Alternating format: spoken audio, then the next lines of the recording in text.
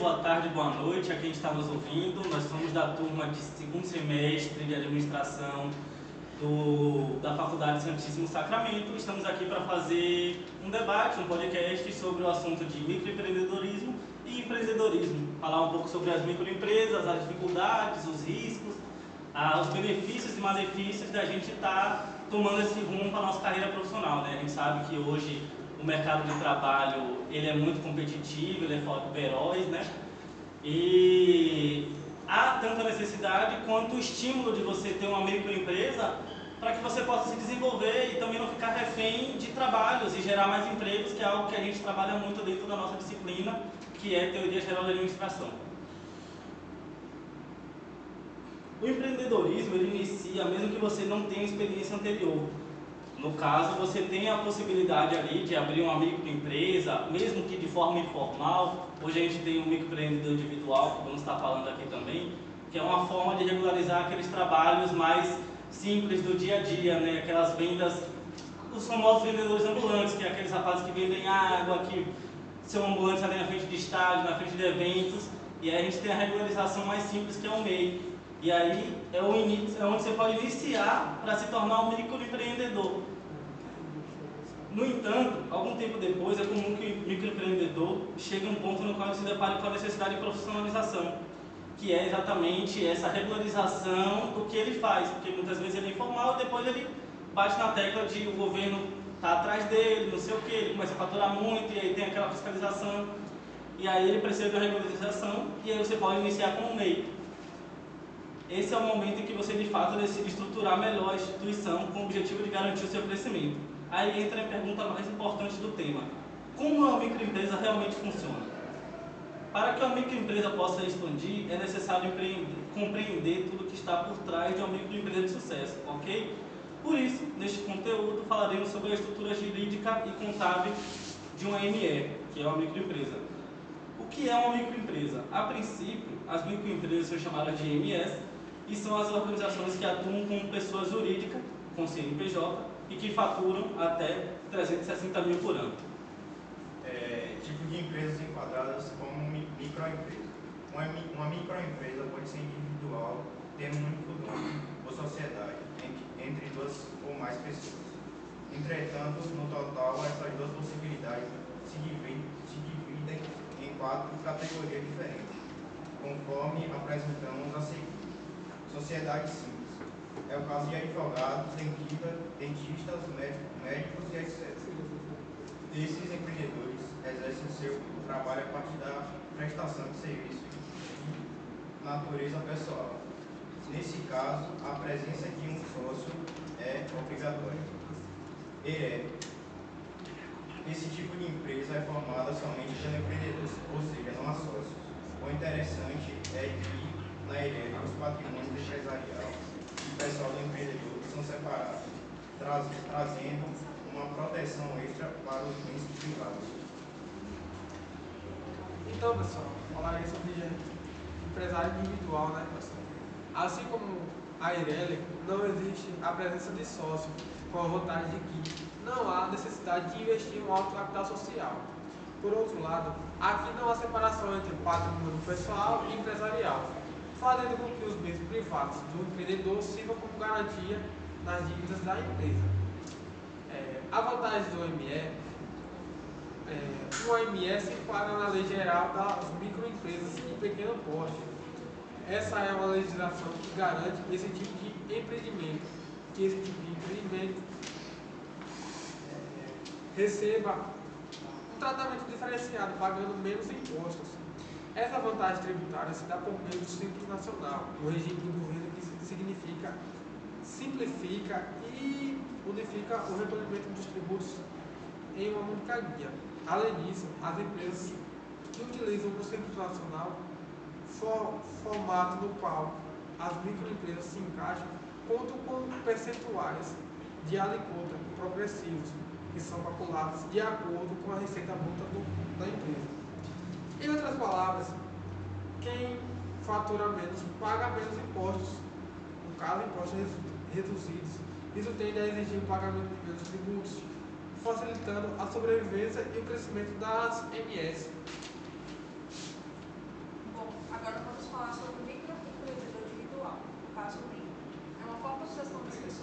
trabalho por conta própria. Essa modalidade conta com duas facilidades, sendo que uma delas é a abertura simplificada da empresa, que é realizada online.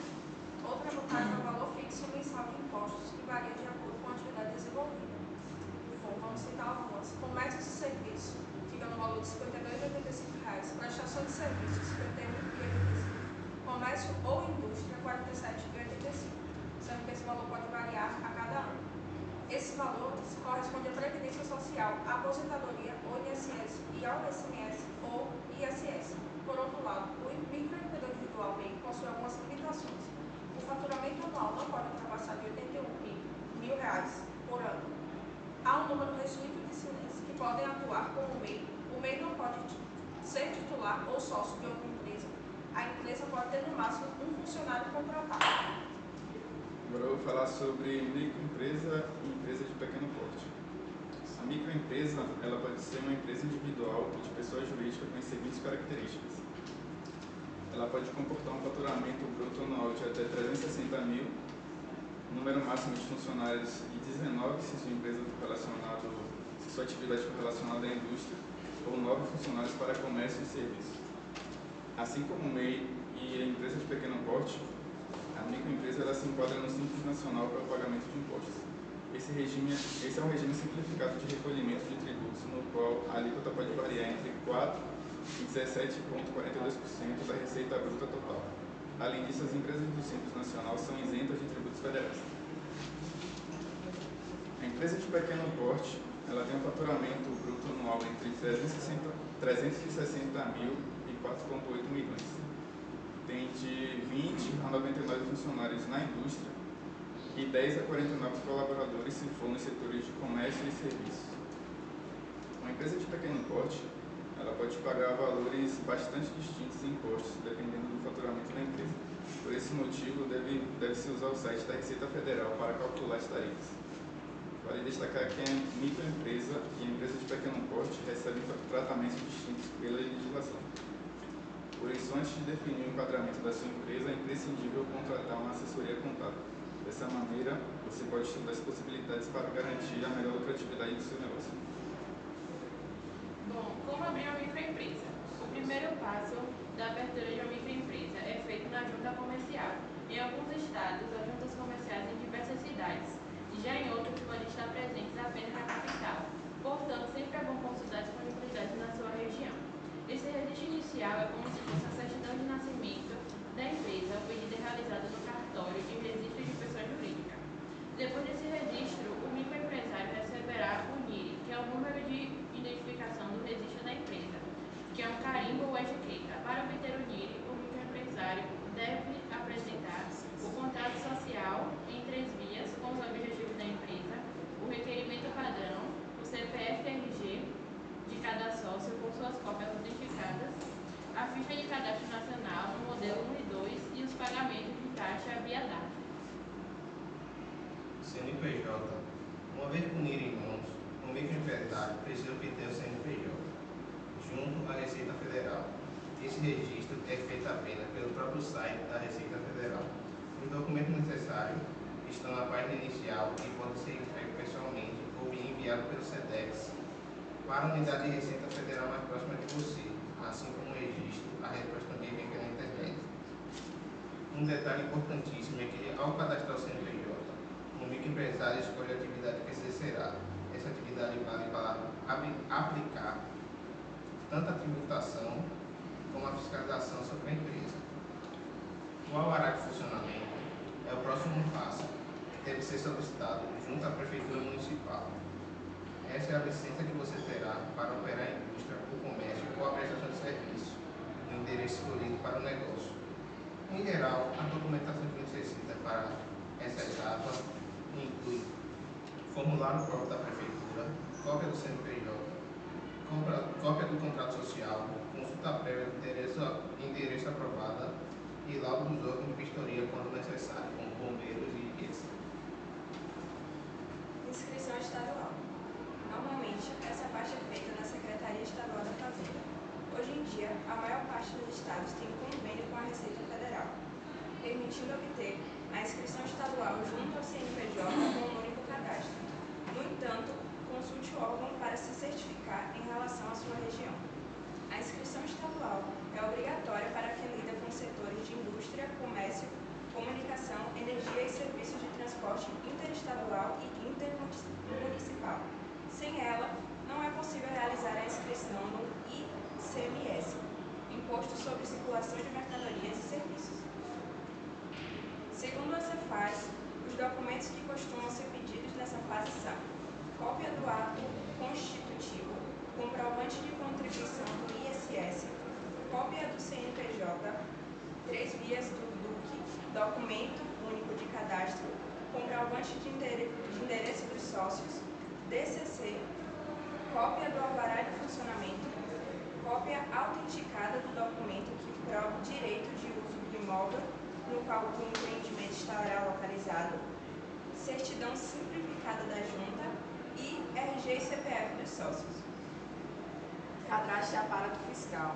Depois de ter um alvará de funcionamento, a microempresa já pode começar a trabalhar. No entanto, mesmo sem funcionário, o empresário tem até 30 dias após o início das atividades para fazer o cadastro da Previdência Social.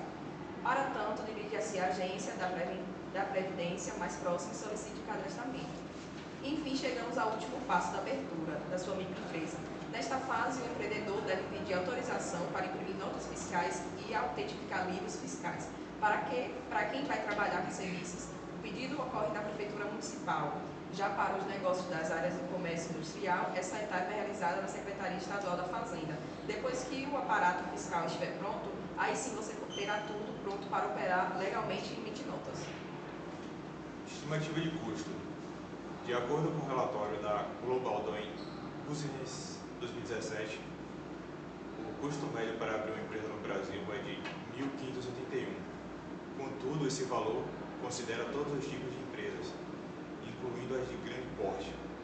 No caso das microempresas, a abertura do negócio pode ser mais barata. Há gasto com todas as etapas, começando pela junta comercial. Como essas taxas variam bastante de um estado para outro, é necessário consultar os valores da sua região para conhecer os preços exatos. Ainda assim, alguns valores que você pode considerar são eles: de R$ 30 a R$ 200 para o contador e em torno de R$ 54 para o registro do ato constitutivo. Custo para cópias autenticadas dos documentos e guias de registros custam cerca de R$ 10 para o empresário individual e R$ 21 para os demais tipos jurídicos. Além disso, há os custos com aluguel, energia, eletricidade, água, telefone, impostos e contratações dos colaboradores, etc. Rodrigo, você pode repetir para mim os custos para o microempreendedor individual? Os custos para o microempreendedor individual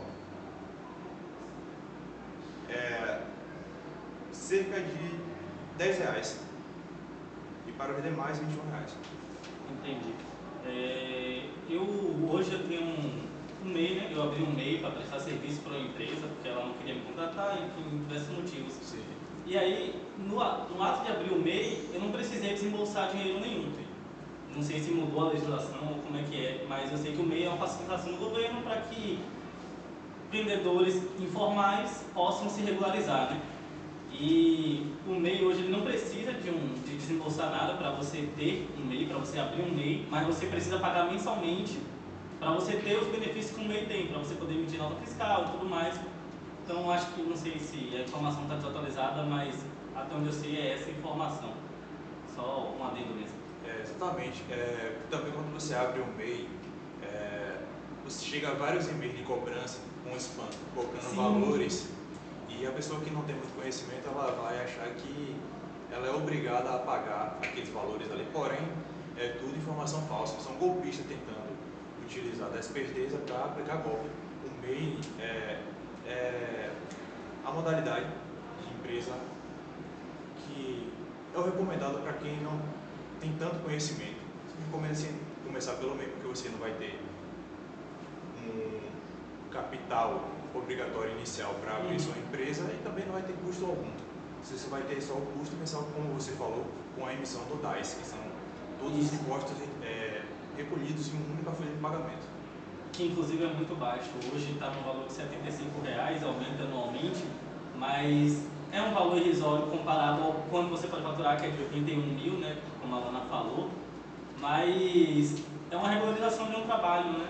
Você sai ali da informalidade e vai para um trabalho regularizado, você tem a possibilidade de alavancar o seu sonho de forma legal, né? Juridicamente legal. Seria o primeiro passo, né? Às vezes você é autônomo, você já atua há alguns meses ou por anos e você quer formalizar com a lei, né? Aí então, decidir por meio. É uma opção barata, você só vai pagar uma taxa que hoje está em média de 70, 75 reais. E nele já vai estar incluindo todos os impostos. Por isso não há custo nenhum. Ninguém sabe se essa informação de Rodrigo está atualizada, mas até onde a gente sabe tem a taxa mensal. Sim. Todos os E até impostos. mesmo no ano pode ainda contratar uma pessoa, né? No caso, Exatamente.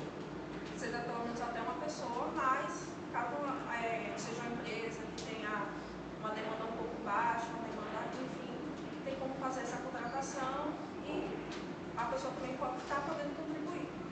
Isso, e o mais interessante que eu vejo no MEI é que nesse imposto que você paga, nesses R$75, está incluso uma questão com a aposentadoria. Eu não sei exatamente explicar o que é, se é o INSS.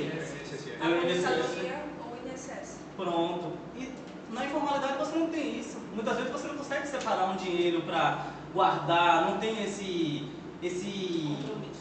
compromisso, exatamente. E ali não, ali você tem que estar pagando R$75 por mês, tem que estar pagando. E é o que você vai ter um auxílio lá, quando você ficar mais velho e tal. Uma garantia, né, para a aposentadoria. Né? Isso, uma garantia para uma No caso de aposentadoria. doença também, se caso você ficar doente e não poder exercer a sua atividade ali, Isso. você pode acionar o INSS e receber o seguro enquanto está no período de doença. São coisas que realmente requerem que a gente espalhe essa informação, que a gente abra essa informação para mais pessoas, que alcance mais pessoas, porque ainda há uma esmagadora maioria de pessoas na informalidade, né? E o MEI ele vem exatamente para auxiliar essas pessoas que têm menos conhecimento, que têm menor valor de investimento, né? Para que elas possam ter um auxílio na parte jurídica, que possam ser regularizadas, que possam ter esse auxílio que muitas vezes não sabe que pode ter. Porque hoje um trabalhador informal, ele não sabe que ele pode ter esse MEI, muitas vezes não sabe, e muito menos que se ele tiver um MEI, ele pode ter um auxílio do governo caso ele fique doente, caso ele não possa exercer suas atividades. Eu mesmo não sabia. Regras de batismo. Como dar nome à sua empresa? Na hora de dar nome para a sua empresa, praticamente não existem limitações. A exceção que ocorre é a proibição de utilizar a denominação microempresa ou ME no nome. Portanto, qualquer procedimento que envolva nome do empreendimento, como alteração de endereço ou cláusulas contratuais, deve respeitar essa determinação da lei. Essa é uma obrigação que surgiu com a Lei Complementar 155 de 2016, que implementou mudanças na Lei Geral da Micro e Pequena Empresa. No entanto, para efeito de tributação e enquadramento, a microempresa continua sendo tratada da mesma maneira. Quais são os principais impostos pagos? Como já mencionado, o gasto com imposto começa a ser definido na escolha do regime tributário. Portanto, mesmo conhecendo quais são os principais tributos a pagar, é fundamental consultar seu contador para saber quanto terá que desembolsar em cada caso, ok?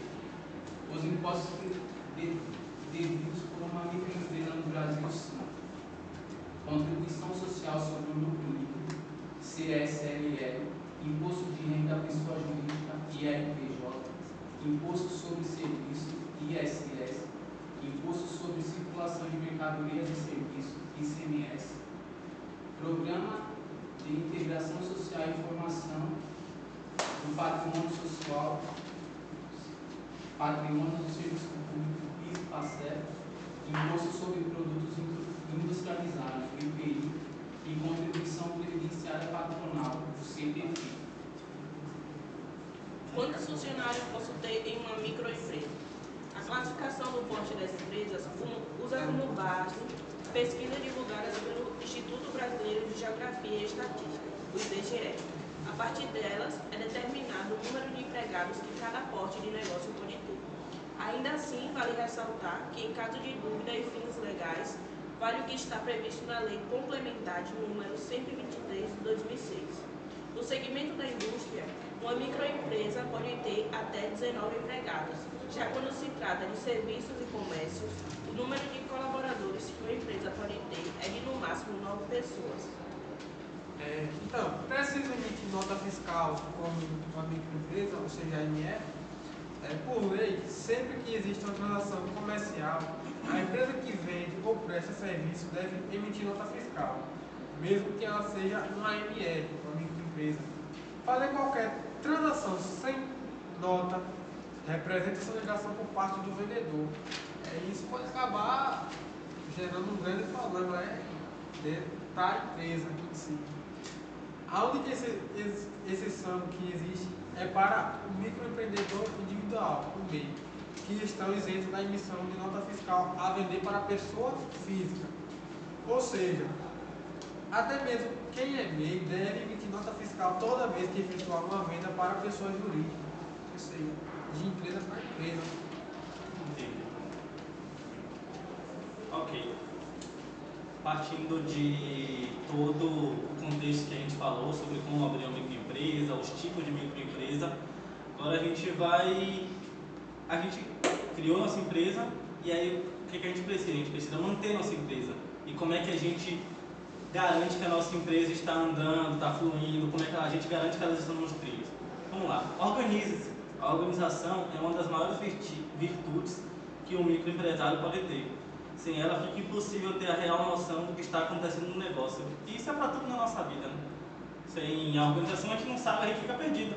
Por exemplo, a gente aqui, nós somos acadêmicos, né? Se a gente não se organizar para saber data de prova, data de trabalho, prazo de atividade, a gente fica tudo perdido e perde os prazos, não recebe as notas. Então, na empresa é a mesma coisa, a gente precisa estar organizado, organizando, anotando tudo e tendo em mente e em vista o que a gente precisa fazer e quando a gente precisa fazer. É fundamental ser detalhista e metódico ao registrar as entradas e saídas de dinheiro, mantendo as planilhas atualizadas e as contas em dias. Isso é extremamente essencial, ao meu ver, pois se a gente não controla as entradas e saídas de dinheiro, a gente tanto pode acabar devendo quanto pode acabar atrasando o recebimento de um pagamento. Um pagamento que você botou a prazo, o cliente não pagou, você não anotou, e aí? Não vai cobrar um ano depois? É aquele pagamento lá que você ficou me devendo há um ano atrás? Como é que fala? É difícil, né? Você tem que estar com isso anotado e tem que estar lembrando o tempo todo. E, se possível, até ou ter alguma planilha organizando isso, ou ter alguma outra pessoa te dando um auxílio, que é o mais importante, né? O ideal é que você tenha um sistema, seja caderno, planilha ou software, de fácil preenchimento. Ao utilizar tabelas, por exemplo, ao final de cada dia você pode preencher o que foi recebido e o que foi gasto. Isso dará a você as informações exatas sobre os lucros e as despesas da microempresa. E concluindo isso aqui do balanço, é exatamente isso. Você pode criar um balanço também, um balanço financeiro semanal, mensal, quinzenal, para você estar ali organizando, vendo o que você precisa pagar e o que você está precisando receber, né? Quem está te devendo ou que empresa está te devendo. Outro ponto importante é em relação à organização do tempo no início de um empreendimento. É comum que o dono administre os horários apenas por observação e bom senso.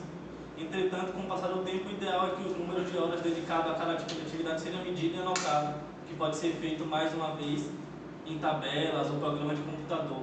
Até para, tipo assim, no meio você vai organizar seu próprio tempo, vai gerir seu próprio tempo. Mas quando você tem uma microempresa, você tem funcionários, você precisa estar de olho no tempo que eles fazem determinadas tarefas. Então, referente ao MEI, você falou, é importante anotar entradas e saídas da empresa.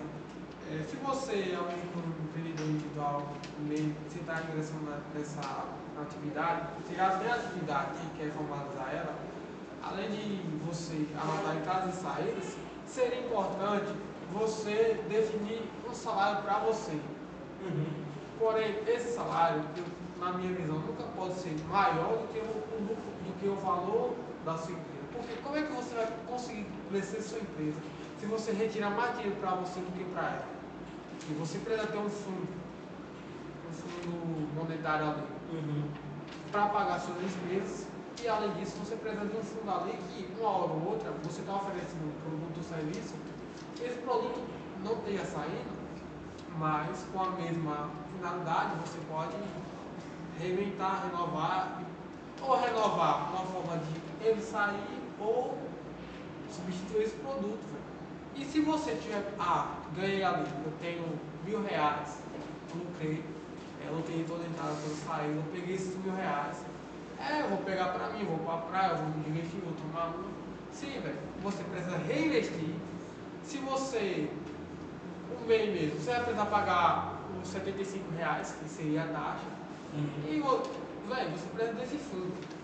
Sim, tanto para investir quanto para uma emergência, né? Exatamente. Com essa organização e essa disciplina, você consegue também ter uma noção de quanto a sua empresa fatura, quanto você gasta, e com isso você também pode buscar incentivos através do próprio BNDES, Sebrae e outras instituições. Quando você tem o balanço, você tem a receita da sua empresa, você consegue buscar um financiamento para poder expandir ou investir ou fazer alguma reforma. Então é bom sempre ter essa organização para ter noção de quanto a empresa fatura.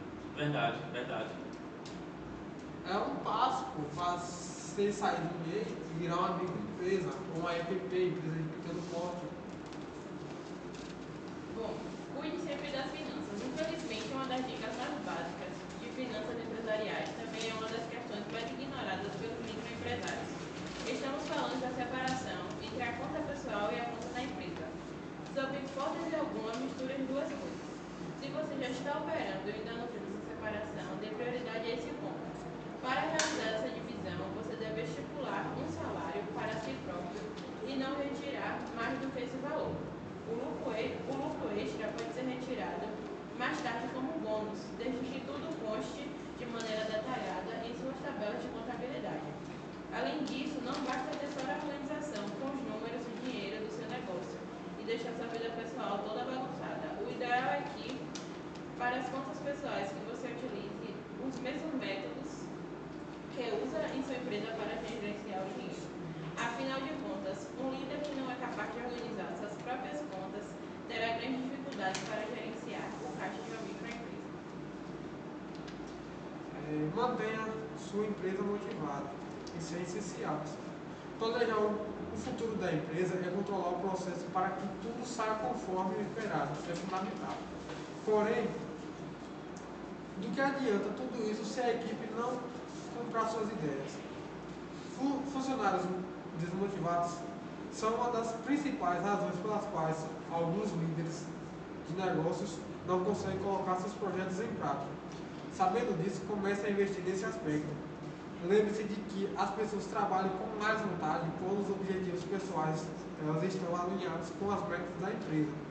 Por exemplo, ao implementar um plano de carreira, você dá aos colaboradores a oportunidade de crescer na profissão e na vida pessoal. Integre os diferentes setores.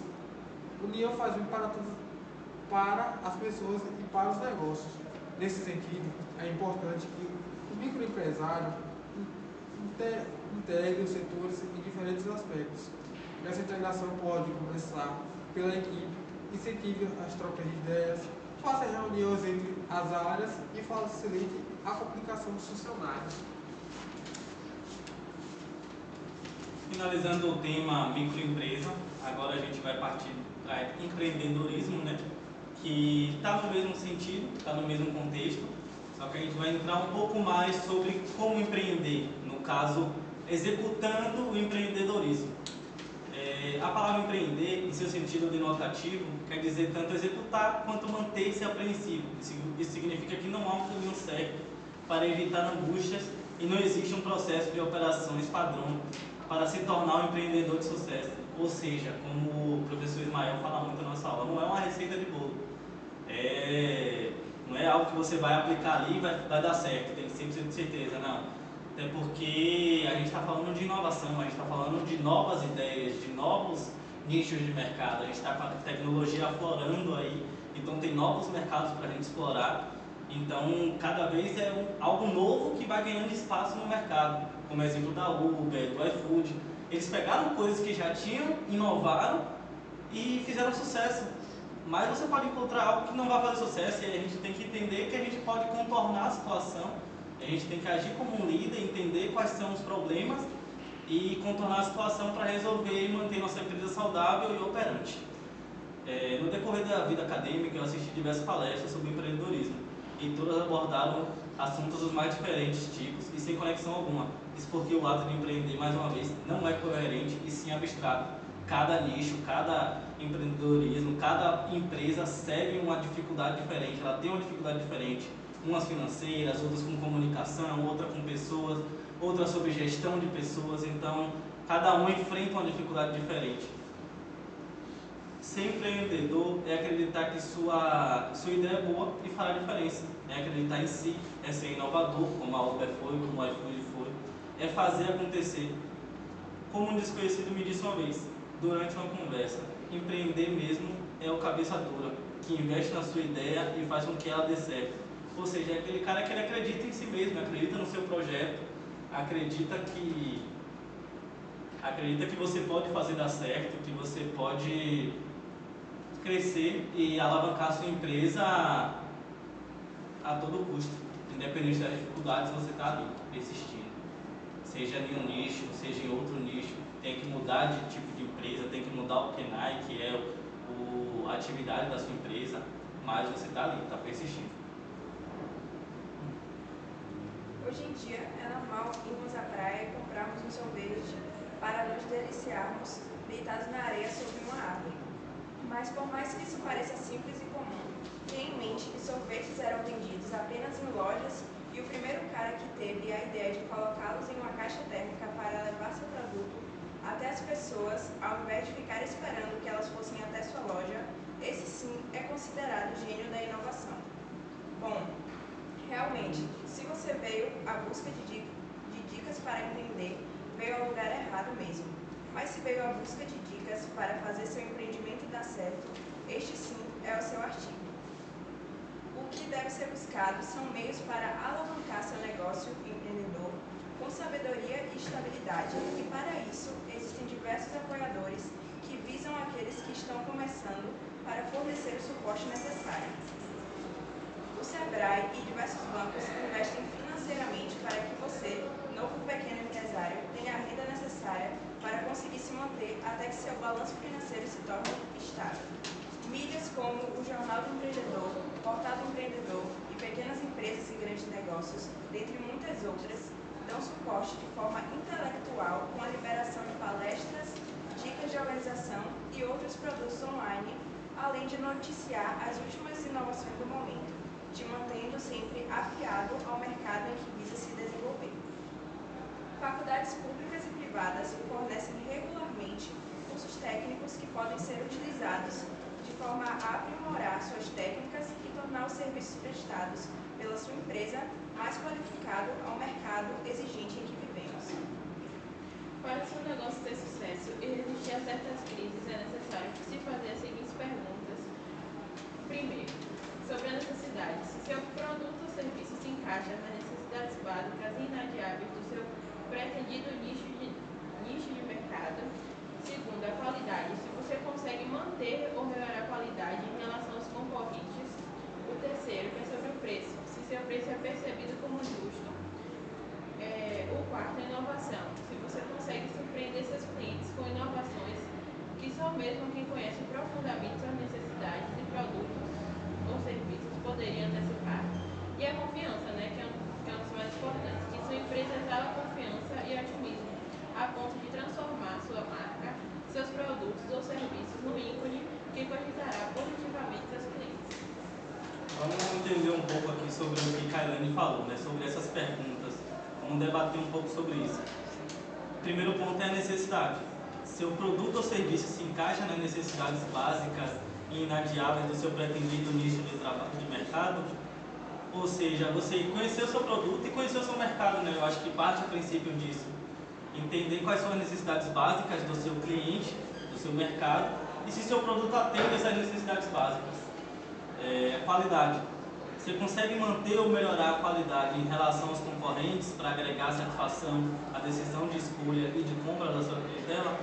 Então, falou no primeiro ponto aqui, você consegue manter ou melhorar a qualidade em relação aos concorrentes, eu acho que aí entra um pouco de você aplicar a ferramenta chamada benchmarking, que é uma ferramenta que a gente conheceu nesse semestre, né, na aula do TGA com o Ismael, que é você conhecer o produto do seu concorrente, né, conhecer o seu concorrente a fundo, entender o que ele está fazendo e o que disso que ele está fazendo, o que você pode aplicar na sua empresa, como você pode chegar nesse nível, talvez, ou até mesmo olhar e falar que aquilo não se aplica à sua empresa, mas conhecer um pouco mais do que ele está fazendo para ver o que você pode fazer de diferente, o que você pode inovar dentro daquilo.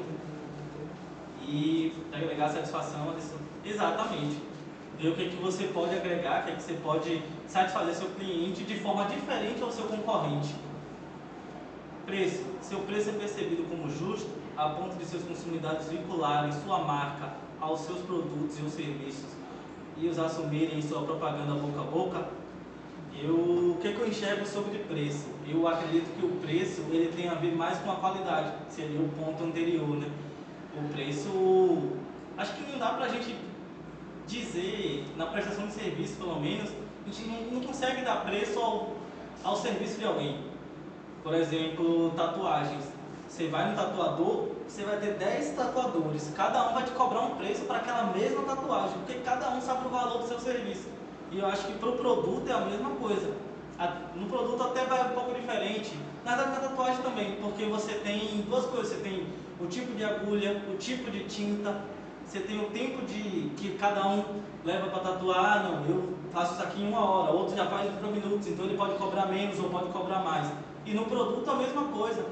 Eu uso X insumo no meu produto, por isso ele é mais caro. Eu uso outra matéria-prima, o que eu posso facilitar um pouco no preço, diminuir um pouco a margem de lucro para atender um preço mais compatível com o mercado. Então, o preço é muito relativo em relação ao tipo de produto e à qualidade do seu produto. E aí, claro, tendo a qualidade do seu produto e tendo um preço compatível com o mercado, é muito possível que a propaganda boca a boca se espalhe e seu produto seja atendido, né? Seja vendido e espalhado. Inovação. Você surpreende seus clientes com inovação que só mesmo quem conhece profundamente suas necessidades e os produtos ou serviços poderiam antecipar. Eu acho que isso aí volta ao primeiro ponto, que foi a necessidade, né? Você surpreende seus clientes com inovações e aí vem tanto na necessidade quanto na qualidade, que é você conhecer o seu concorrente e conhecer o seu cliente também, e aí inovar. E aí você encontrar uma forma de atender o seu cliente de uma forma diferente. Exatamente. Essa questão aí, do exemplo do tatuador, também tem uma questão, velho. Não é só a qualidade, às vezes até a forma, sim, a qualidade é primordial. Mas a forma como você executa tal serviço, isso vai estipular o valor. No caso, como você atende o cliente, sim, como você trata as pessoas. Às vezes, poxa, uma especialização que você teve para executar determinado serviço. Isso também consta bastante na hora de você pôr preço no seu serviço. Que não é nem preço, é valor. Se você botar determinado preço, vai ter sim pessoas que umas vão achar mais caro, outras mais barato, mas é aquela coisa, né? Cada um vai dar o valor. Cada serviço, cada produto tem um valor sim para a pessoa. Uma coisa que eu dou valor, uma coisa, um produto, um item que eu dou valor, às vezes para você não pode ser a mesma coisa. Sim, eu posso estar buscando algo mais barato, algo mais em conta, com uma qualidade inferior. Exatamente. Ou às vezes, até tatuagem. Para você, a tatuagem pode ser X, você paga. Para quem não gosta de tatuagem, ela não vai dar valor àquilo ali, entendeu? E também tem a questão de, ainda no nicho de tatuagem, que pode se aplicar a outros tipos de serviços, é você, como você falou, a técnica de especialização. Tipo assim, você conhecer o seu produto e se especializar em algo, ou aprimorar algo no seu serviço, para você agregar valor ao seu produto. Né? Agregar o seu valor vai com atendimento, você tem que ter um atendimento bom, uma boa especialização, até, poxa, o clima, ou organizacional ou estrutural do seu local de estabelecimento, seja físico ou online, isso contribui bastante para agregar valor ao seu produto. Eu acho, puxando para outro nicho agora, eu dou um exemplo de barbearia. Por exemplo, você pode ir numa barbearia que o corte é R$20, você vai ali, corta seu cabelo, às vezes ele faz até sua barba de boa, passa um gilete ali, tá de boa, R$20, perfeito, você só foi lá fazer isso. Mas aí você vai numa outra barbearia, essa outra barbearia já tem ar-condicionado.